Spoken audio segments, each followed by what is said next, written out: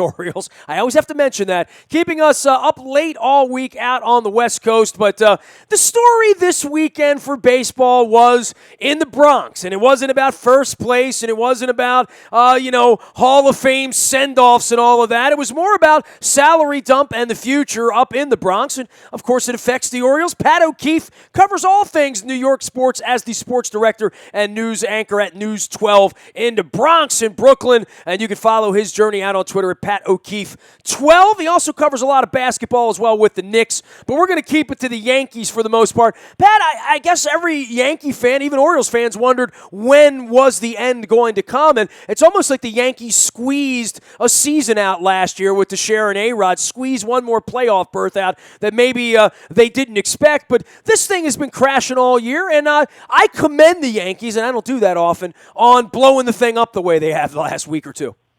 Yeah, I think that's definitely the approach to take, and there's a lot of people up here who certainly feel the same way. I mean, this has been a long time coming. Yeah, they squeezed the playoff berth out of last season. Teixeira was great until he broke his shin in the middle of August, and of course, A-Rod was really good for the first 4 months of last year, coming off the year-long suspension. But this thing has kind of been going south. I actually trace it back to the October night in 2012 in extra innings in the ALCS against the Tigers when Derek Jeter broke his ankle. That was kind of the tipping point for this franchise, and things really haven't been the same since. They've sort of been letting air out of the balloon slowly in the last few years. And finally, and maybe some people would say it's a little too late, but finally, management, more specifically, in my opinion, ownership came to the realization that they were kind of on this never-ending cycle where they were going to be able to compete for a second wild card every season, but at the end of the day, they weren't set up to win a World Series, which is what they ultimately want. And is that what they really want here in New York, to compete for a second wild card year after year? Well, Pat, the other problem is the Mets have come on, right, and went to the World Series last year. But to your point, letting the air out of the balloon slowly, I love that analogy. There's no other way you can do it when you've got $50, $75, $100 million still stuffed into A-Rod, still stuffed into Teixeira, and you have some buyer's remorse, as I'm sure the franchise did 4 years ago, quite frankly, with those guys. And A-Rod was a guy that probably in their mind was never going to wear pinstripes, and they were just going to eat $90 million of his deal. Instead, they only ate $25 or $30 million of it. Certainly saved themselves $6 million by not allowing him to hit 4 more home runs this week, as was widely reported over the weekend. But it is $6 million. He certainly has pilfered enough money from the franchise over the course of time and embarrassed the franchise and himself and his family and the sport and the league and the commissioner, all the way around. I don't think there's any love lost for him, even amongst Yankees fans. But, there was no other way to pop the balloon 2 or 3 years ago, was there? You know what? There was an opportunity. I think it was after the 2013 season when Mariano Rivera retired. They didn't make the playoffs for the first time in a very, very long time, or first time since 2008, excuse me. They had an opportunity because they had the farm system on solid footing. They had a young catcher named Gary Sanchez who was in the pipeline, and they go out and spend $85 million over 5 years and bring in a guy like Brian McCann. And then Robinson Cano leaves, and it was almost like a reactionary move by Brian Cashman of signing Jacoby Ellsbury literally the day Robinson Cano signed with Seattle. And it was almost as if to say to Cano, hey, we don't need you. I'm going to bring in a guy here for less money who's going to give me similar production. And that obviously has not been the case. I think Jacoby Ellsbury, if not the most untradeable contract in all of baseball, is certainly in the top 5. And they had an opportunity to kind of taper the payroll a little bit after Cano left, after Mariano left. You knew you had 1 year left of Jeter. And then they were the same old Yankees, and they brought in guys like McCann. They brought in guys like Ellsbury. They brought in Tanaka that offseason, too, and that seems to have worked out despite his injury. But I think that was a big offseason. I think that set them back a couple more years. Well, and I guess for the future, the fleecing of all of these organizations back on the last week of July is something that Cashman has been waiting a generation to do, literally. I mean, we don't even know what his trading prowess is. He's never really made a great trade for a young player. It's never sort of been called upon over 20. They don't have any Adam Jones and Chris Tillman and Chris Davis stories of fleecing someone. Maybe they will now with this haul of young players that they brought in a week and a half ago. Well, they better, first of all. They brought in 10 guys. So you hope at least 2 or 3 of them are going to work out. And I think if 2 or 3 of them work out, he's in very good position. I think Cashman wanted this a couple of years ago. Cashman has alluded, speaking with the media over the past week leading after these trades, he thought of doing this, unloading Cano, unloading David Robertson when they were in the last years of their contract. Obviously, at the time, Yankees ownership was not in a position to allow him to do that. But I think this is something that Cashman has wanted to do for a while. The Cashman dynamic is so interesting because he's been the general manager here since 1998. He was the youngest GM in baseball. He's won during that time 4 world championships as the GM, but nobody really knows how much credit to give him or how much blame to give him. Because when things go well, how do we not know it wasn't George Steinbrenner's money bringing in, any free agent that he needed or trading for? Sure, man. He always had the most money, right? He always had the most resources. He always could go get any player that was out in the market by just paying the most, right? But then how do you know how much blame to give him? Now things have gone south. How do we know that this is what he wanted to do as opposed to ownership wanted to do? So you don't really know how much credit to give him, and you don't know how much blame to give him. He's made some good trades, and he's made some awful free agent signings. I mean, he brought Kevin Brown in here. I think the Brian McCann and Jacoby Ellsbury things are going to prove to be poor. The extension on CC Sabathia's contract has been a hindrance on them, but he's also made some good moves. And on paper, anyway, from what you're hearing, the moves that he's made since right before the trade deadline are pretty sound. We are chatting on the WNST hotline with Pat O'Keefe. He is Pat O'Keefe 12 out on Twitter and does a lot of sports on camera and behind the scenes as a sports director and news anchor at News 12 in the Bronx and Brooklyn, up in the New York area. And I guess it's football season up there now, but it's also Mets season. And I know you're covering the Knicks. The Yankees used to always be the big gorilla up there, and I don't know at what point that could change. Do you have any thought that this Machado, Harper, Trout, that this money, it already makes its way here on a day when Machado hits 3 home runs on Sunday. Immediately, the Yankees. I watch the sports portals at ESPN on Sunday, and they're openly discussing Machado and Harper and Trout. And I guess we made a little science of that here over the last 3 or 4 years when we talked about Kevin Durant to the Wizards, right? We know that there's only one team they signed with, and I know you being up there and following the Knicks and Carmelo around, you know about that. But the Yankees are uniquely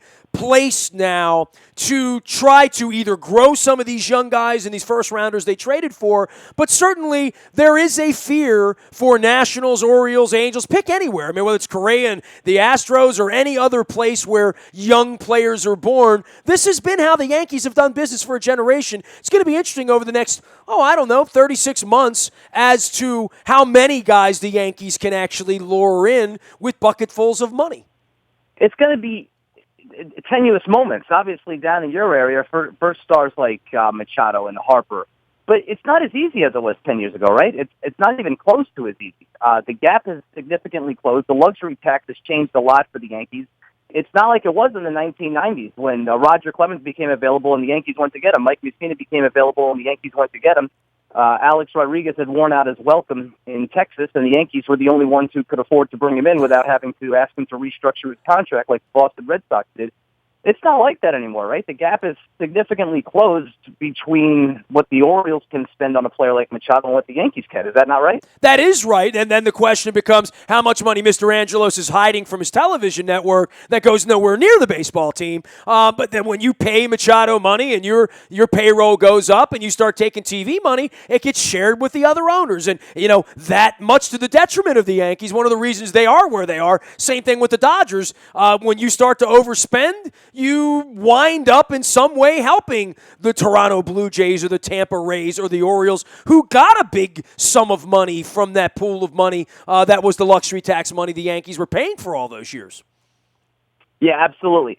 And here's the thing. The Yankees are looking at this as possibly a two-pronged effect. They have the minor league system stocked. They brought in a guy like Clint Frazier, who was the Indians' top prospect. He's in AAA right now.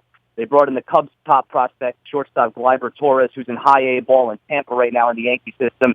So they have that part of it taken care of. Now, once those guys get to the majors, of course, they're going to be not making a lot of money. Therefore, that frees up money when the current contract expire, like the Brian McCann and the CC Sabathia and eventually the Jacoby Ellsbury. Then the Yankees can go after those high-priced free agents. And timing-wise, if you look down the road about 2 years from now, it should coincide when some of these mega stars like Harper, Machado are available in the free agent market. Jose Fernandez, another one in Miami. All right, Pat, I'm going to give you $1 and let you bet it on the American League East winner. Who you got? I like the Orioles right now. I think their starting pitching can continue to improve, and you have three dynamic lineups at the top of that division right now. I think the Orioles is by far and away the best, especially playing to the ballpark that they get to play half their games in. So right now I like Baltimore. Well, they hit the ball, and we'll be up late all week long watching them out in Oakland and in San Francisco. Hey, man, happy camping to you. You know, it's Jets and Giants season up there, and some relative optimism in both of those camps as well. We got the Ravens running around down here. It's a fun time of the year, and that's not when we're watching girls bounce on balance beams and play beach volleyball and guys swimming in pools. We got plenty happening here in August, don't we? It's pretty busy for August, and we got some interesting storylines up here. There's a lot of optimism around the Giants, which we haven't had in recent years.